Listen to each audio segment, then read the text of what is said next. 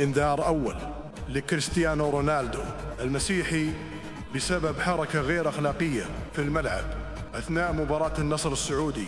إلى متى يا كريستيانو رونالدو؟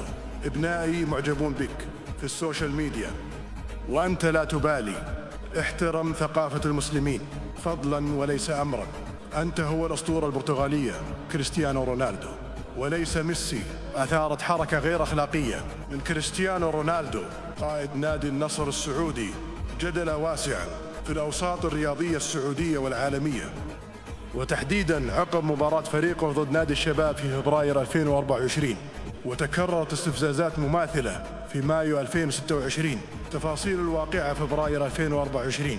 السبب ردا على هتافات ميسي الحركة قام رونالدو بحركة غير لائقة، إيماءات الجنسية تجاه جماهير الشباب. رد الفعل تصدرت الحركة وسائل التواصل الاجتماعي وسط مطالبات بفرض عقوبات تأديبية عليه. العقوبة أصدرت لجنة الانضباط والأخلاق في الاتحاد السعودي لكرة القدم قراراً بإيقاف رونالدو مباراة واحدة وتغريمه 30,000 ريال بعد مخاطبة النادي والناقل الرسمي للحصول على اللقطات الرسمية.